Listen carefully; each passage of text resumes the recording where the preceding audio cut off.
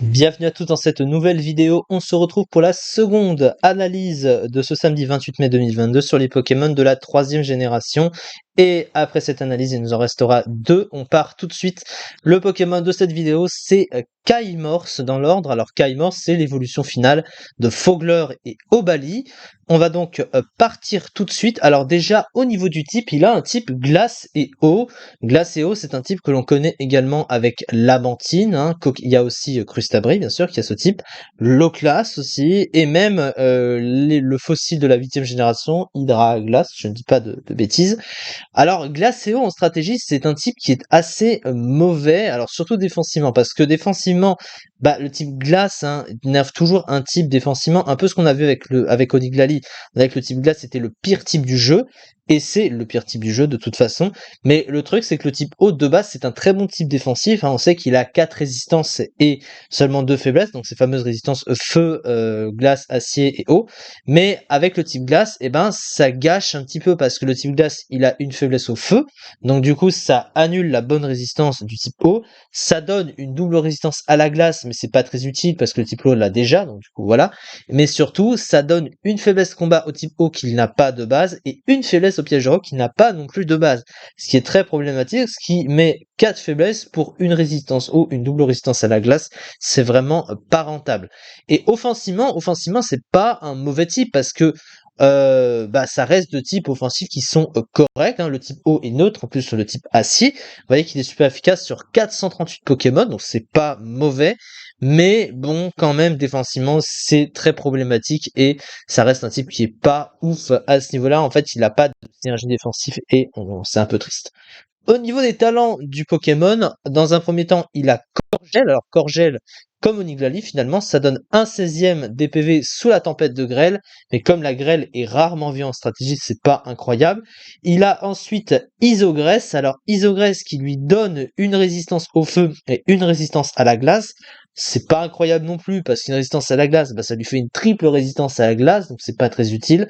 Et au niveau du feu, bah, le truc c'est que ça rend finalement une résistance que le type eau avait de base. Alors, évidemment, il va pas cracher dessus, mais bon, c'est pas vraiment si ouf que ça à côté. Au moins, ça lui donne une résistance qu'il avait avant. C'est déjà ça. Bonnet, du coup, ensuite, comme talent caché, qui l'immunise à attraction ou à provoque.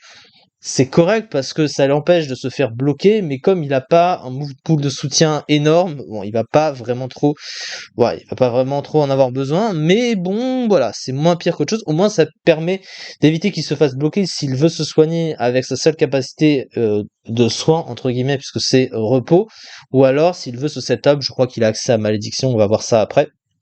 Enfin bref, voilà, c'est correct, c'est pas incroyable non plus. Au niveau du move pool, alors on va passer pardon, sur les statistiques d'abord. Alors les statistiques du Pokémon, elles sont pas incroyables, très clairement. Alors il a un bulk qui est quand même correct, hein. Il a 110 en PV, 90 dans la défense, mais c'est pas vraiment adapté à son type défensivement malgré ça. Donc il a quand même des faiblesses assez gênantes avec la faiblesse au piège de roc en plus de ça. Il a une stat, il a 95 en attaque spéciale. Alors c'est un Pokémon plutôt orienté défensif, mais en même temps comme il a pas un bouffle de soutien très complet, c'est plutôt offensif, et 95 en attaque spéciale, c'est pas ouf, clairement. Il a 65 en vitesse, pareil, pour un Pokémon défensif, c'est pas ce que tu regardes en premier, mais il aurait peut-être préféré être plus rapide pour jouer plutôt sur son côté offensif que défensif, parce qu'au final, il a plus d'intérêt à être joué offensif. Son attaque de 80, ça, évidemment, on n'en parlera pas. Alors, pourtant, il a des options physiques, et il est parfois joué sur le physique, d'ailleurs, hein. Ces sets qu'on peut voir en bas, c'est dans Slam, hein, donc du coup, voilà. Pourquoi? Parce que, bah, en fait, c'est sa meilleure capacité de boost, en fait. Il a que ça dans Slam pour jouer sur le physique. Parce que sur le spécial, en fait, il a pas de move de boost. Donc, du coup, c'est à ce niveau-là plus intéressant. On voit qu'il a accès, du coup, à séisme. Il a aussi des accès sur le spécial, évidemment. Il a hydrocanon. Il a accès à surf. Alors, c'est étonnant de noter qu'il n'a pas accès à ébullition. Alors ça, c'est vrai que c'est assez étrange pour le coup, parce que pour un Pokémon qui a un bulk, hein, qui pouvait être orienté un peu défensif, ou tout du moins avoir accès quand même à une attaque que beaucoup de types ont, et il a largement le potentiel pour avoir accès à ébullition. Donc, je ne sais pas pourquoi ils ne lui ont pas donné. C'est un peu triste, hein, quand même pour un Pokémon comme ça. Ce qui fait que tous les autres Pokémon qui ont accès à ébullition vont être meilleurs que lui, parce que bah ébullition quand même c'est une des meilleures capacités du jeu, on peut le dire quand même. Surtout quand quand ça joue sur un stab, comme c'est le cas ici. Après, il y a des attaques offensives, évidemment. Par contre, on regrette vraiment l'absence d'un bon move de soin parce que le seul qu'il possède, c'est repos et ça le force à dormir du coup pour pouvoir se soigner. Et comme il se fait affaiblir sur les pièges de roc, comme sa durabilité sur le terrain est pas incroyable avec ses faiblesses, etc. Bon, c'est vraiment pas ouf, hein, clairement, d'avoir que repos pour se soigner. Et son pool de soutien est de toute façon très limité. Il possède pas d'entry hazard. Il a presque rien à part toxique, donc c'est vraiment trop limité. Et ce Pokémon a pas vraiment d'intérêt en stratégie. Et surtout qu'en plus de ça, il est comparé à la multitude de Pokémon de type eau qui sont meilleurs que lui. C'est ça en tout cas.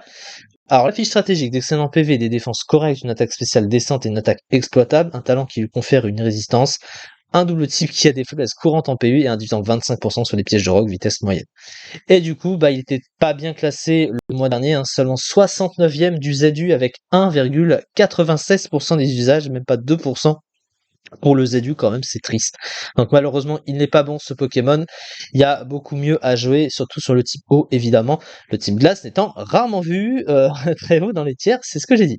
C'est ça en tout cas pour cette vidéo. On se retrouve pour les 2 analyses qui nous manquent pour aujourd'hui. Merci beaucoup de m'avoir suivi et à très vite pour une prochaine vidéo.